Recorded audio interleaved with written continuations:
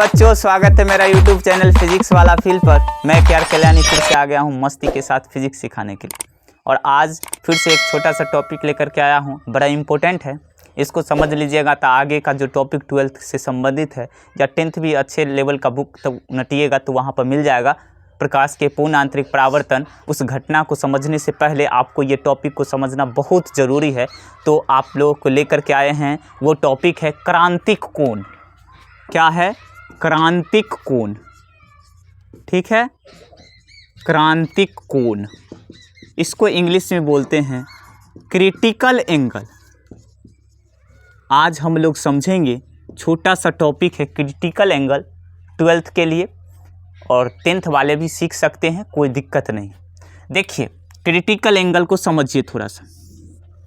ये सघन माध्यम है आपके सामने, ठीक है, और ये विरल माध्यम। विरल माध्यम जो है उसका अपवर्तनांक हम μ1 मान लिए, और जो सघन माध्यम है उसका अपवर्तनांक हम μ2 मान लिए। कोई दिक्कत नहीं। अब देखिए, हम लोग जानते हैं, आप पीछे पढ़े होंगे अपवर्तन, मेरा वीडियो भी देख सकते हैं, तो उसमें देखे होंगे कि जब प्रकाश की किरण सघन माध्यम से विरल माध्यम में प्रवेश करता है तो वह अभिलंब से दूर हटता है। ठीक है, ये चीज़ बताए थे कि जब प्रकाश की किरण सघन माध्यम से विरल माध्यम में प्रवेश करता है तो वह अभिलंब से दूर हटता है। ठीक है, अब देखिए, जैसे यहाँ पर बात करेंगे आई, तो हमेशा जो है आर का मान आई से क्या होंगे? बड़ा होंगे। अब जैसे जैसे आई का मान हम बढ़ाएंगे तो यहाँ पर आर का मान भी बढ़ेगा। ठीक है, तो अब दूसरा कंडीशन अगर मान लीजिए हम थोड़ा सा और तिरछा करके प्रकाश की किरण को अपवर्तित करते हैं तो ये और जो है मुड़ जाएगा, और यहाँ पर आई हो जाएगा और ये हो जाएगा आर। अब देखिए, बढ़ाते जाएंगे, जैसे जैसे आई का वैल्यू बढ़ाएंगे, जब प्रकाश की किरण सघन से विरल में जाएगा तो आर का वैल्यू भी बढ़ेगा। बढ़ते बढ़ते बढ़ते आई का मान एक ऐसा आ जाएगा जहाँ पर प्रकाश की किरण जो है ये माध्यम के सतह के समांतर अपवर्तित हो जाएगा, और वहाँ पर हो जाएगा अपवर्तन कोण 90 डिग्री का। देखिए इस कंडीशन को, यहाँ से जैसे ही हम इस तरह से अपवर्तित करेंगे तो ये प्रकाश की किरण इस तरह से अपवर्तित हो जाएगा। जब हम यहाँ पर अभिलंब डालेंगे तो ये 90 डिग्री का कोण बनाएगा, और हमारे पास जो ये एंगल होंगे इसको बोलेंगे IC। क्या बोलेंगे? IC। और इसी को बोलते हैं क्रिटिकल एंगल।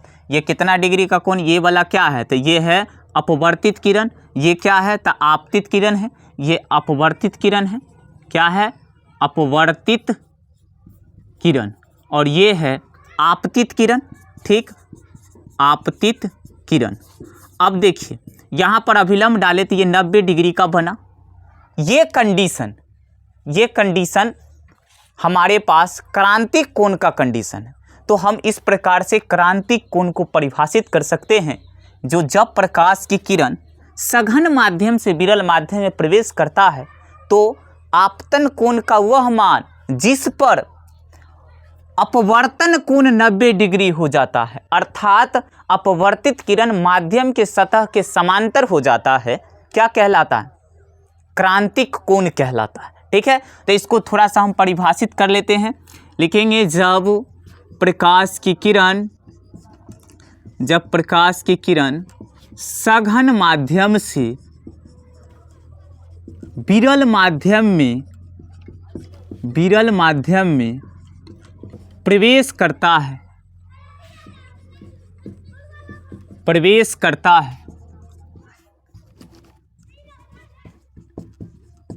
तो आपतन कोण का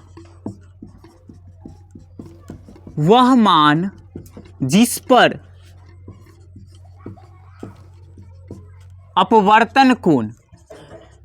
अपवर्तन कोण 90 डिग्री हो जाता है, क्या कहलाता है? क्रांतिक कोण कहलाता है। क्रांतिक कोण कहलाता है। देखो, इसको IC द्वारा सूचित किया जाता है, IC। अब थोड़ा सा इसको तो हम परिभाषित कर लिए हैं, इसको थोड़ा सा मैथमेटिकली जो क्रांतिक कोण का, हर माध्यम के लिए क्रांतिक कोण का मान क्या होंगे? अलग अलग होंगे। तो उसके लिए हम जो है थोड़ा सा एक फॉर्मूला देख लेंगे, एक कंडीशन लगा देंगे।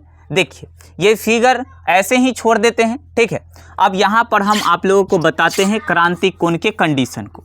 क्रांतिक कोण के कंडीशन को समझिए, यहाँ पर ही क्रांतिक कोण का कंडीशन है। ये IC को क्रांतिक कोण बोलते हैं, तो यहाँ पर हम लोग स्नेल का नियम लगा देंगे, ठीक है। तो इसको मान लीजिए अगर पॉइंट P है तो हम लिख सकते हैं from Snell's law at point, कहाँ पर, पॉइंट P। देखिए तो स्नेल के नियम हम आप लोगों को पीछे बताए हैं, क्या चीज़, तो जिस माध्यम से प्रकाश आपतित होता है उस माध्यम का अपवर्तनांक साइन I के साथ गुना कर दीजिए, और जिस माध्यम में प्रकाश की किरण अपवर्तित हुआ है उस माध्यम का अपवर्तनांक साइन R के साथ गुना कीजिए, दोनों बराबर होगा। तो यहाँ पर लगा देंगे तो क्या होगा, ये इसका माध्यम का क्या है, तो μ2 है, ठीक है। और क्या लिखेंगे, तो साइन IC लिखेंगे, ठीक है। अब फिर ऊपर वाला का क्या है, तो μ1 है, और क्या लिखेंगे, तो साइन 90 डिग्री, क्योंकि अपवर्तन कोण हमको पता है, ठीक है। अब यहाँ पर सॉल्व कीजिए, तो μ2 साइन IC बराबर μ1 साइन 90 का वैल्यू 1 होता, ठीक है। अब यहाँ पर से आप देख सकते हैं साइन IC अगर निकालिएगा तो μ1 बटे μ2 है, ठीक है, μ1 बटे μ2 है।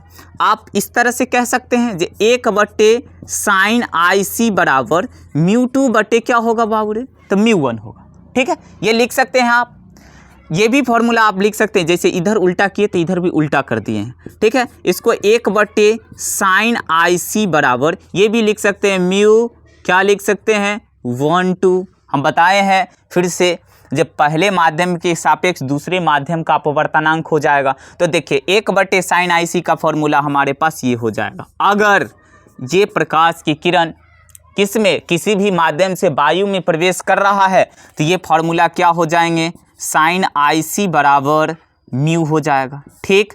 ये आप लीजिए साइन IC बराबर अगर बात करेंगे तो 1 बट्टे μ2 बटे μ1 लिख सकते हैं, ठीक है। यहाँ से फिर से डेरिवेशन नया निकालें, नया फॉर्मूला, तो क्या हो जाएगा, साइन IC बराबर 1 बटे μ2 बाय μ1 हो जाएगा। अब यहाँ पर देखेंगे तो साइन IC बराबर देखिए 1 बट्टा μ12 हो जाएगा, ठीक है, 1 बट्टा μ12 होगा।